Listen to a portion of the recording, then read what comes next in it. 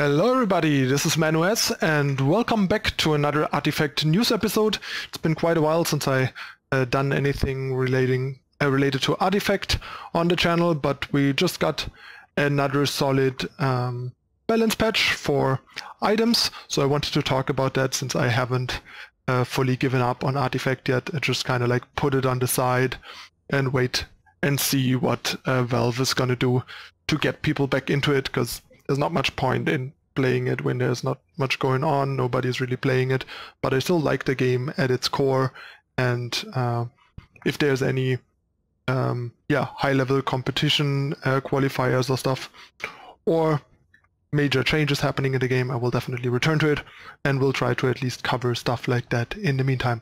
So I'll just go over the items they change and give you my opinion for like constructed and limited. So before we dive right in, hit the subscription button, turn on notification icon if you haven't yet to not miss out on future content, and please consider whitelisting YouTube on your adblock to help support the channel. Alright, on to the cards. Okay, so first item that got changed is Assassin's Veil. It went from 6 gold to a whopping 4 gold. That is amazing. That makes it cheaper than Stonehawk Cloak, which usually outshined it before, and at the same cost of a Raftel Signet Ring, except it is miles better than a Raftel Signet Ring. So I think this basically means Raftel Signet Ring is not very relevant anymore in Constructed, because I don't see usually why you would want to put Raftel Signet Ring in your item deck over Assassin's Veil. And in Limited, this also now became a whole lot better. It was already very solid in Limited before, and now it's a real competition with Stonehawk Cloak, I would say, in Limited, and a pretty high item pick in Limited depending on your deck. Like the better heroes fight, like in Red and Black, this is amazing. And yeah, in Constructed, this is obviously also best in decks with red and or black heroes, because they benefit the most from Assassin's Veil. This is not very relevant on blue or green heroes. That's where Raftel Signet Ring might still be sort of better, but even with those heroes it can matter, because lets you flank creeps and stuff like that, and might still overall have more utility than Signet Ring. Next we have Barbed Mail. That changed from 6 to 5 gold, making it a bit better. It's still a bad item, but now at least you get like a pseudo short sword and leather armor for 5 gold in one rather than 6, with less flexibility but also less gold. Card is still one of the worst items in the game in both formats, so that change is pretty irrelevant. Next we have Phase Boots. Phase Boots got reduced from 6 gold to 5 gold. The card was already pretty good before and saw some constructed play and was very good and limited, and now that it's on par in terms of gold with Stonehawk Cloak, it's even better. It's a real option in a lot of decks now over Stonehawk Cloak potentially. Stonehawk Cloak is very good against mono blue, but against a lot of other decks I can see Phase Boots being better, especially when you have a deck where the position of your heroes matters a lot, like in aggressive decks where you, for example, might want to kill their hero, or where you might want to hit the tower.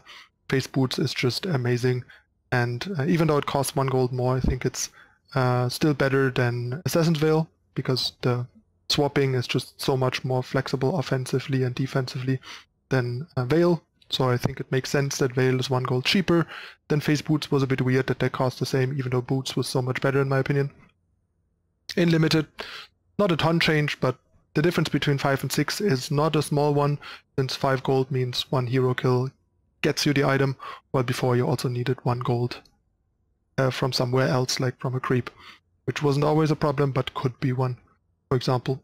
And yeah, card is great. Also the fact that it costs 5 matters in the sense that we now have 4 constructed viable items that cost 5: Maul, Daggers, Boots, and Cloak. So there's sort of a 50% chance that it's a damage or a health item that your opponent bought. Probably higher on the health item in reality, because there's usually 3 to 5 health items that cost 5 gold in your opponent's item deck, but often only 2 to 3 damage items between Daggers and Maul. But yeah, definitely nice that it kind of like keeps your opponent guessing more what you got, what kind of health item, or even a health item at all. Another change, Stonehall Pike, still not constructed playable, but went from 6 to 5 gold, making it quite a bit more playable and limited, and now it much more frequently might end up in your deck, especially if you have a lot of green and or blue heroes that could really use the attack boost.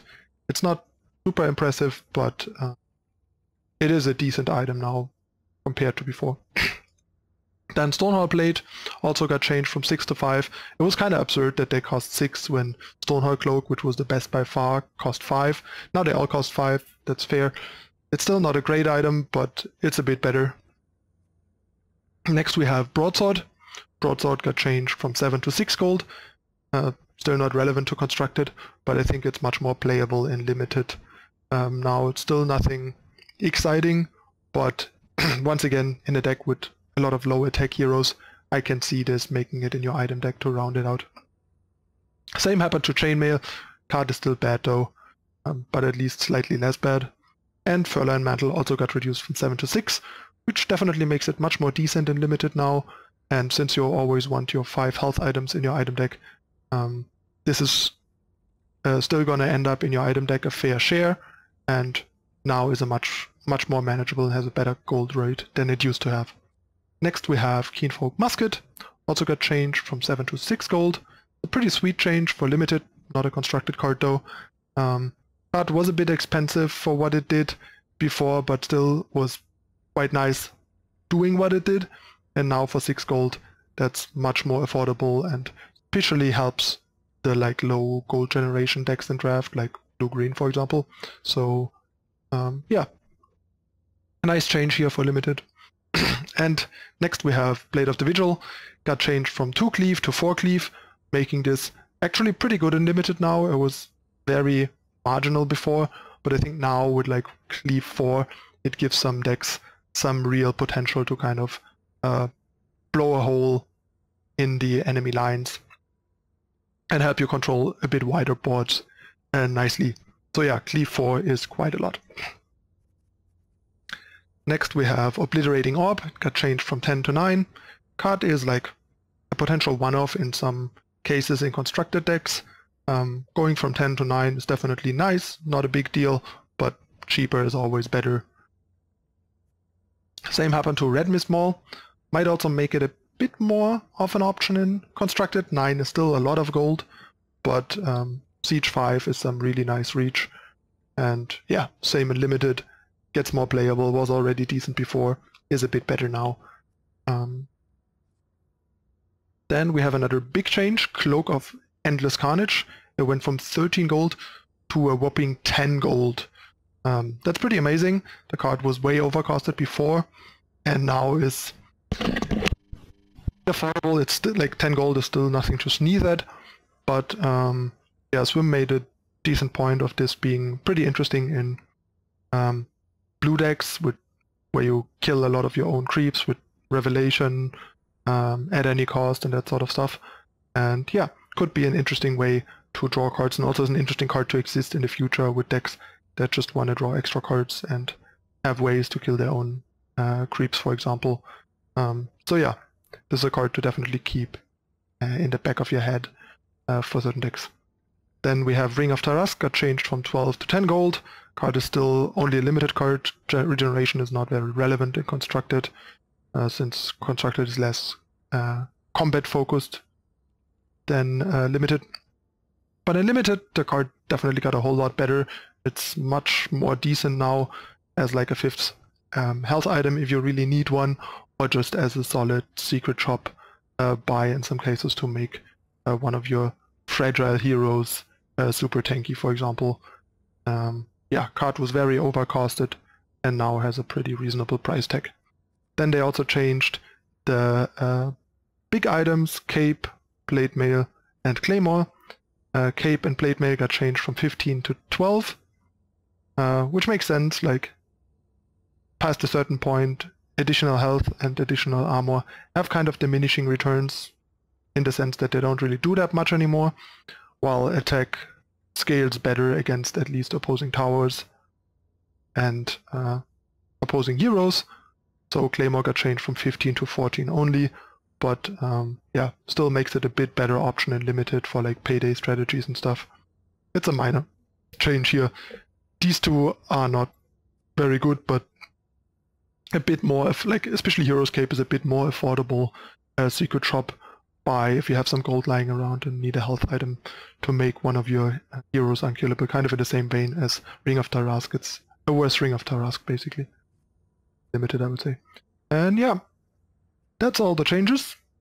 So a lot of the like pretty unappealing, inviable items got changed, especially for limited, making the broadening the item options nicely, and even opening up a couple of item options in constructed that weren't there before. So yeah, I like the change. A big problem with the item system in the past was a lot of cards were just significantly worse than a few key items, and now there's a lot more variability, especially in like the constructed health items, with Veil and Boots offering really nice utility while still providing the usual 4 health, for example, and just giving you a bit more playable items for limited to round out your item deck, for example. So yeah, and that's it for this patch review. Hope you guys enjoyed it. Not sure how many of my viewers are at the moment even caring about Artifact. But yeah, let me know in the comments what you think. Hit the like button if you enjoyed the video, share it with your friends. Let me know what you think. How do you feel about Artifact at the moment? Are you still playing? Or at least are you waiting to play again once the game gets more popular again? I have some hope in Valve still to turn things around. And yeah, that's it again for this time. I'm your host ManuS. I thank you for watching. See you next time. Bye.